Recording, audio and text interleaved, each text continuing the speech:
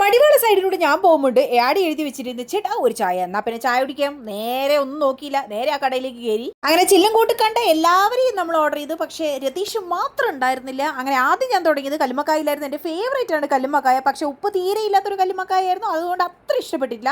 അടുത്തതായിട്ട് ഞാൻ ട്രൈ ചെയ്തത് പോക്കറ്റ് ഷവർമയായിരുന്നു. അടിപൊളി ടേസ്റ്റ് ആയിരുന്നു, സൂപ്പർ ആയിരുന്നു, എനിക്ക് ഭയങ്കര ഇഷ്ടമായി. ഒന്ന് കഴിച്ചപ്പോൾ ഞാൻ വിചാരിച്ചു എന്നാൽ പിന്നെ ഒന്നും കൂടി ഓർഡർ ചെയ്യാം. അങ്ങനെ രണ്ടെണ്ണം ഞാൻ ഓർഡർ ചെയ്തു. പിന്നെ കാണുന്നതാണ് ചിക്കൻ റോള്. അത് അത്ര ഇഷ്ടമായിട്ടില്ല, അതുകൊണ്ട് തന്നെ ഞാൻ അടുത്തേക്ക് കയറി.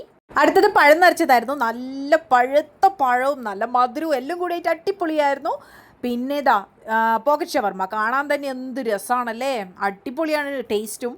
പിന്നെ എനിക്ക് ഇങ്ങനെ സ്നാക്സ് ഒക്കെ കഴിക്കുന്ന സമയത്ത് ചായ കുറേ വേണം. അപ്പോൾ ഒരു ചായ കഴിഞ്ഞപ്പോൾ ഞാൻ രണ്ടാമത് ചായ ഓർഡർ ചെയ്തു. അടിപൊളിയായിരുന്നു.